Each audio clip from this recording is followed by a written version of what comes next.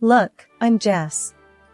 I crunch numbers for a living, and I guess I'm doing alright for myself.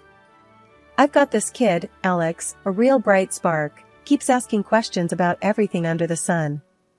Then there's my other half, Mike.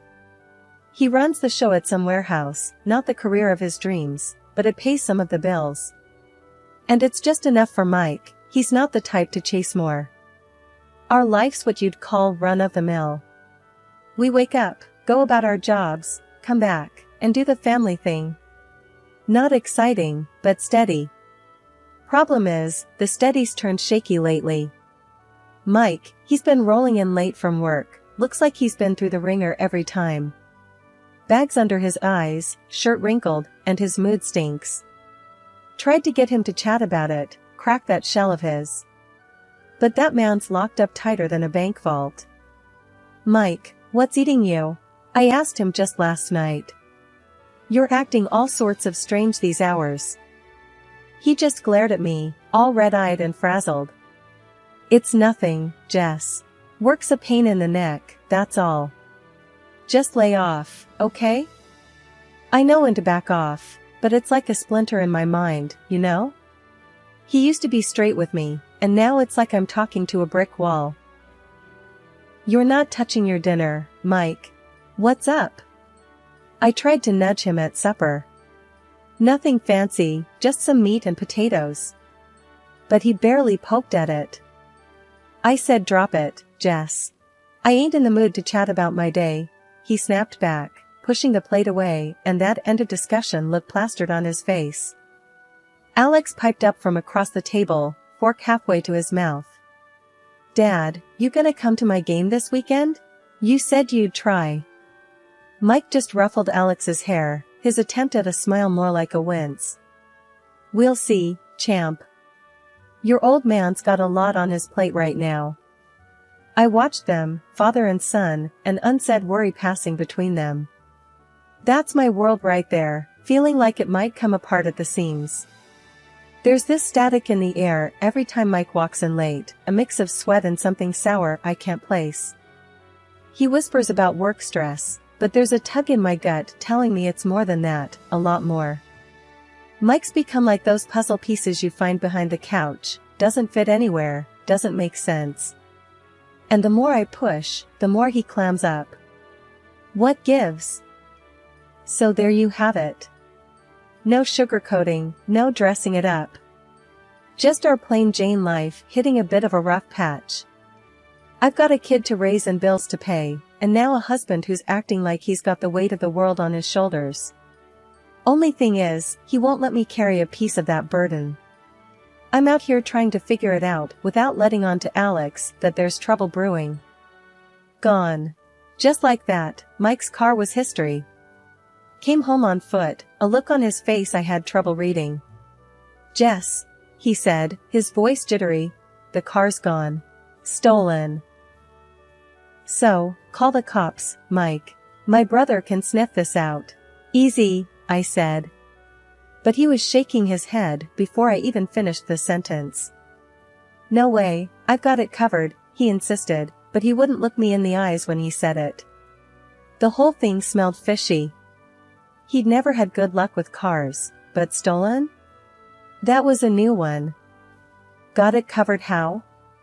You got a private detective in your pocket or something? I teased, trying to lighten the mood, but Mike wasn't having any of it. Just back off, Jess. I said I'll handle it. His words came out harsh, and he walked off to the shower, leaving me standing there with a kitchen full of whys and what-ifs. His dad's car became his new wheels. You should have seen it, a battered thing that coughed more than it roared. Borrowing it for a while, he said, each word heavy like stones. We sat down at the kitchen table, the one with the wobbly leg, and I watched Alex, who looked more and more like his father every day, swinging his feet as he ate his cereal. He was itching to ask about the car, you could tell, but one look from me kept it shut tight in his mouth. Over the rattle of the morning news and Alex's spoon clinking, I decided to push one more time. We should report it, Mike. Insurance will eat us alive if we don't, I said, real casual. Mike slammed his mug on the table, coffee splashing out. Jess, for the last time, drop it. It's not your problem. Alex's feet stopped swinging, and that's when you know it's real bad, when a kid goes quiet all sudden like. The rest of the day was just nuts and bolts. Mike left in his dad's clunker, and I dropped Alex off at school, my head a mess with thoughts screaming in all directions.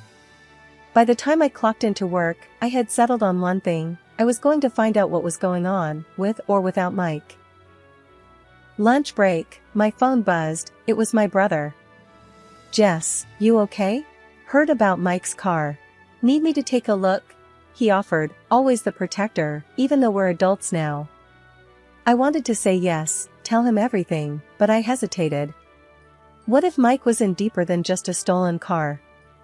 I'll let you know, I replied, trying to keep my voice steady, like it was nothing, just a car gone AWOL, not my world tipping sideways. By the time I got home, the place was silent, no sign of Mike or his troubles. Only Alex at the table, scribbling away at his homework, the TV murmuring in the background. So, here we go again, another chapter in the life of Jess. A missing car, a husband with secrets, and a boatload of unanswered questions. Tomorrow's another day, but one thing's for sure, I can't just sit on my hands. I'm finding out what's going on, one way or another. Mike's not the only one good at keeping things tight under wraps. Ever seen someone there, but not there? That's Mike. Misses dinner, doesn't kiss Alex goodnight, turns invisible come bedtime. Acts like he's on another planet.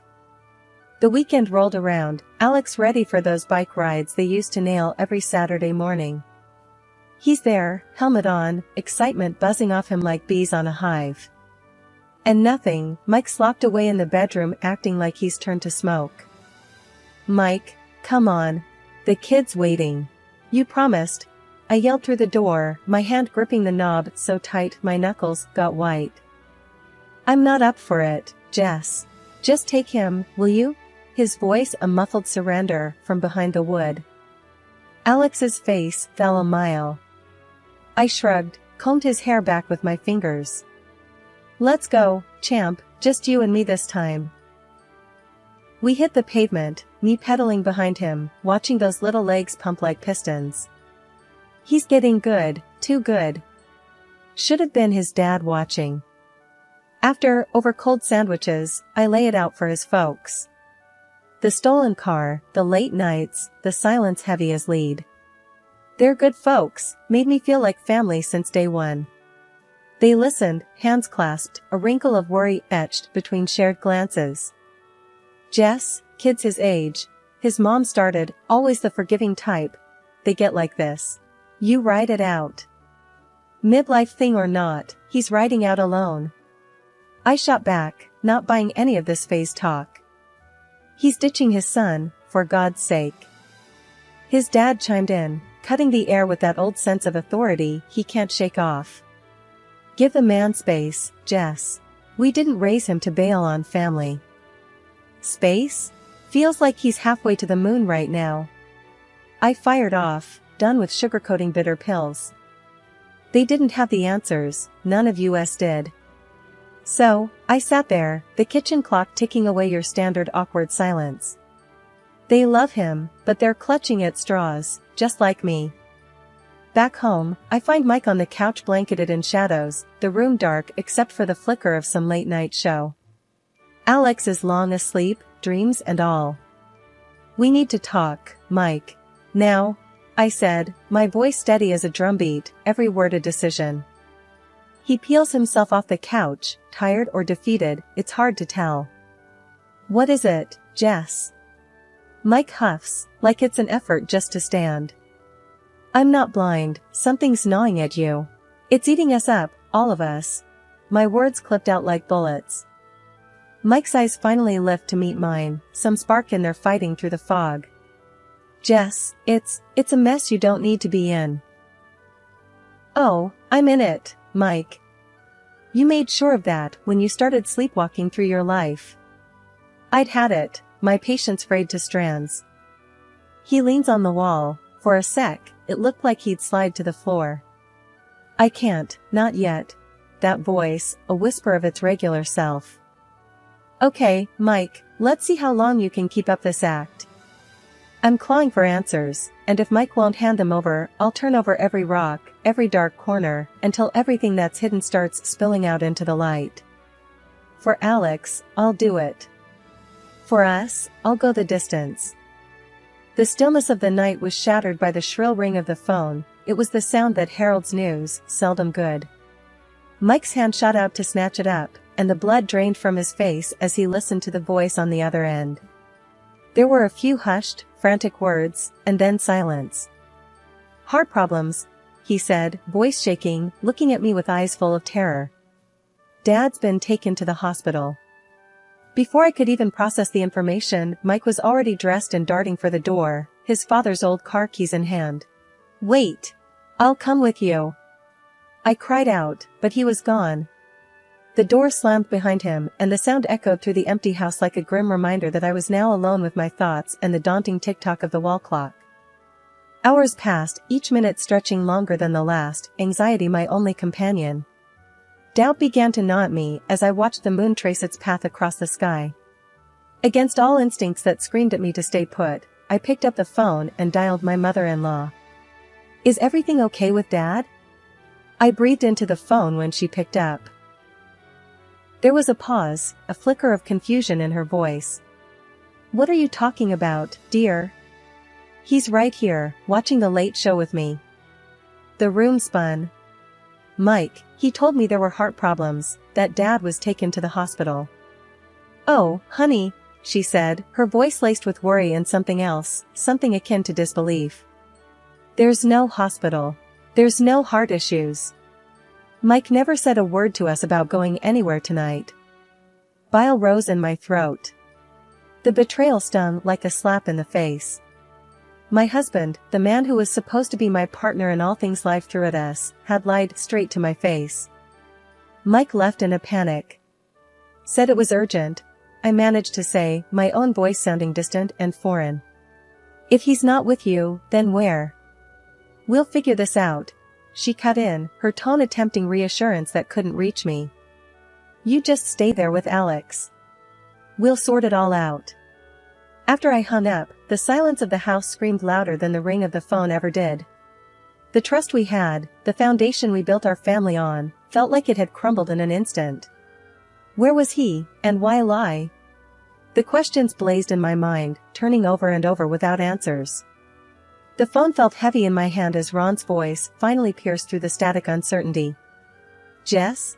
What's this late call about? Taking a breath to steady myself, I dove in. Ron, Mike mentioned something about you, about a hospital. Is everything all right? Silence enveloped the line for a brief moment before Ron replied. Hospital? No, nothing like that. I'm fine, Jess.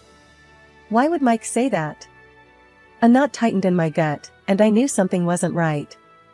He said you had heart trouble. He took your car. I'm worried, Ron. All right, I can track where my car's gone off to, he offered after a pause. Give me a moment. We hung up, and the ensuing wait filled the room like a thick fog. Alex's sleepy voice broke the silence with a question. Is Grandpa okay? I smiled reassuringly. We'll know soon. True to his word, half an hour later, Ron's voice relayed through the phone. The car's at the city hospital. A silent alarm went off in my head. Thanks, Ron.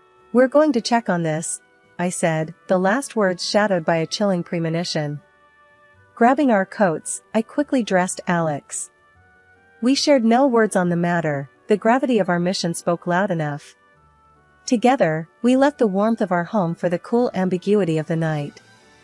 The city's roads lay mostly empty as we made our way to the hospital, the silence in the car a stark contrast to the clamor of thoughts ricocheting in my mind. When we arrived in the parking lot, I found Ron's car, abandoned under the eerie glow of streetlights. Do we go inside, Mommy? Alex inquired, his innocence a striking contrast to the complexity of our situation. I took a deep breath, weighing the options. My instinct urged me to surge forward, to confront the mystery head-on, but caution whispered its words of prudence. The pieces didn't add up, and whatever awaited inside might be something I needed to face without Alex by my side. We'll approach this together, but carefully, Alex. We'll go in, but we have to be prepared for whatever we might find. He nodded, his small hand finding mine, a gesture of silent solidarity. I took Alex by the hand, making sure he stayed close. Remember, stay with me no matter what, I said to him as we walked towards the hospital entrance. The automatic doors slid open with a whoosh, and the sterile smell of the place hit my nose. You could never forget that hospital smell. We navigated through the corridors, my eyes scanning, looking for Mike. And then I saw him, just outside one of the rooms. He wasn't alone. I saw the woman first.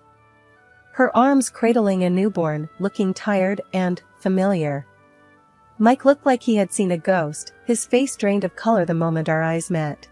"What the hell, Mike?" I said, louder than I meant to. The woman stepped back, looking between us, holding the baby closer to her chest. "Who's she?" she asked, her voice blunt. Mike's eyes were glued to my face, his mouth opening and closing with no sound. "Jess, this is not what it looks like," he finally stammered out. "Really? 'Cause it looks pretty bad from where I'm standing," I shot back. The woman piped up again. "He sold his car. For us. To pay the bills here." Mike tried to interrupt, but I put my hand up. "I'm not talking to you right now." Turning to the woman, I asked, "How long has this been going on?" "A while," she said flatly, bouncing the baby slightly. "And the kid." I couldn't even finish the sentence. "Yeah, he's Mike's," she confirmed, looking me right in the eye. I felt like I got punched in the gut. My head was spinning, and I could barely register Alex's hand squeezing mine. "Mommy? Is the baby sick?" Alex's small voice brought me back to reality. "No, honey, the baby's fine," I said automatically, still trying to wrap my head around the mess. Mike finally found his voice. "Jess, please, let's talk about this." "Talk?" I almost laughed, but it came out like a bark. "You got a whole secret life here, and you want to talk? You should have talked before it got to this." Mike looked down, and I could see he was shaken, but right now I didn't care. "Jess, I can explain." "Save it, Mike. We're done here," I said, cutting him off. I grabbed Alex's hand and turned to leave. Mike reached out, trying to stop me, but I snapped at him. "Don't you touch me." Walking away, I could still hear him calling after me, but his words were just noise. Alex looked up at me with questions in his eyes, but I wasn't ready to answer them yet. We got to the car, and I strapped Alex into his seat, taking a moment to breathe. I could feel tears pricking my eyes, but I held them back. As we drove away from the hospital, away from the unwelcome surprise, I didn't know what was going to happen. But right then, I knew I had to be strong, for Alex. We barely got home when I saw Ron and Linda's car screech into the driveway. They came out fast, walking towards me like they meant business. Linda had that look, the one that meant trouble, big trouble. "Jess, what's going on?" Ron was the first to speak. His eyes were darting around, looking for Mike. "It's done, Ron. We're done. I'm filing for divorce." "The fairy tale's over," I said, not mincing my words. Linda stepped forward. "What the hell did that boy do now?" The anger in her voice hit the air like a slap. I barely had time to tell them everything. Mike's car pulled in, right on cue. He got out, slow, like he was walking to his own funeral. "What the hell, Mike?" Ron was on him like a hawk. "You've got that girl, with a baby." "A baby, Mike." Mike's head hung low, his voice was barely a whisper. "Dad, I'm sorry. I messed up." "Messed up? You call this a mess up?" Linda was almost screeching now. The woman from the hospital stepped out of Mike's car, baby in her arms, and everything just stopped for a second. The look on Ron and Linda's faces, it was like they saw a ghost. "Who's she?" Linda's voice was ice cold now. Mike looked like he was fighting back tears. She's someone I've been seeing." "Seeing? Well, you have a family?" Ron's voice boomed. Linda chimed in, "And you got her pregnant while you're married to our daughter-in-law? And we find out at a hospital?" The woman stood there, silent, holding the baby closer when Linda's eyes shot daggers at her. "This ain't sliding by, Mike." "No way in hell," I snapped. Mike turned to me, desperation in his voice. "Jess, please. Save it," I cut him off. Linda stepped forward. "You're going to support this child. You're not walking away from this. But believe me, you're gonna pay for breaking our daughter-in-law's heart." Ron nodded. "And we'll be right there with her, every step of the way." Mike just stood there, defeat written all over him. "I'll do whatever it takes." "You bet you will," Ron said, his anger settling into a grim resolve. I looked at all of them, my soon-to-be ex-husband, his mistress, his parents. My lawyer. Tomorrow. I want this settled. Fast. Ron and Linda gave me a nod. "We've got your back," Linda said, and the look in her eye told me she meant every word. I turned on my heel, Alex's hand in mine, and walked back into our now broken home. Mike's voice followed me, saying sorry over and over, but it was too late for sorry. Life had sure done a number on us. But there I sat, on the porch swing, Alex curled up next to me, a math book opened on his lap.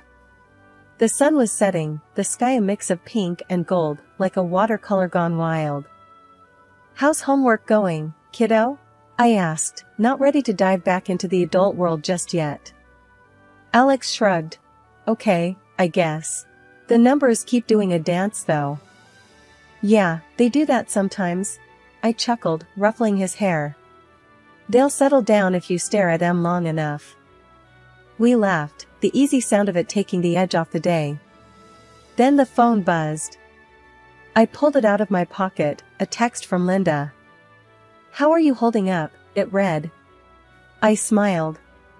Linda always had timing like a clockwork. "Getting by.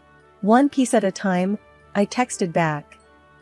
I looked out at the yard, thinking about how different life was now. Mike had taken a serious tumble from the life we once shared. His new place, a cramped apartment above a noisy bar, was a far cry from the house he'd left behind. He was pulling double shifts, trying to make ends meet, pay the alimony and whatever he owed to her. "Mom, when's Dad coming around?" Alex's voice pulled me from my thoughts. "Haven't heard, buddy. But you know, we're doing pretty good, you and I answered. "Yeah, just us." He smiled, and there was something in that smile that told me the kid was going to be all right. Then the other phone rang, the landline. Old school. It jarred the quiet of the evening. Alex jumped up to grab it. "I got it, Mom." "Careful there, Speedy," I called after him. I heard his little feet pound the hallway. The sound of his laughter as he chatted with whoever was on the other end warmed the space. He was a resilient little man. I took a deep breath. "Mom, it's for you," he called out, his voice echoing. I picked up where he left off. "Hello?" "Jess, it's me." Mike's voice was low, almost guilty.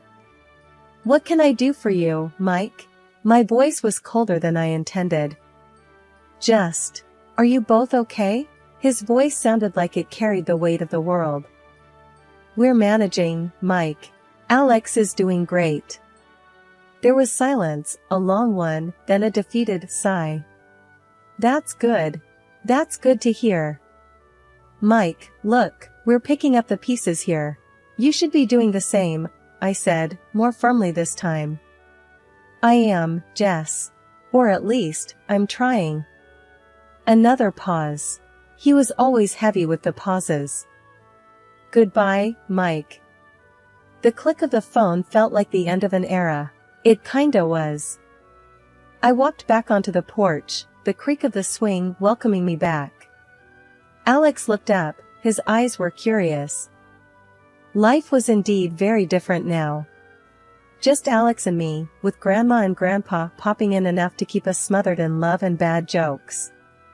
The house was quieter, but it was still full of us, our life, our laughter, our love. The days ahead would still have their challenges. Divorce papers don't wipe away the messiness of life, and co-parenting was a road we were still figuring out how to navigate. But that evening, as the sky turned from pink to a deep blue, a sense of peace settled over the house.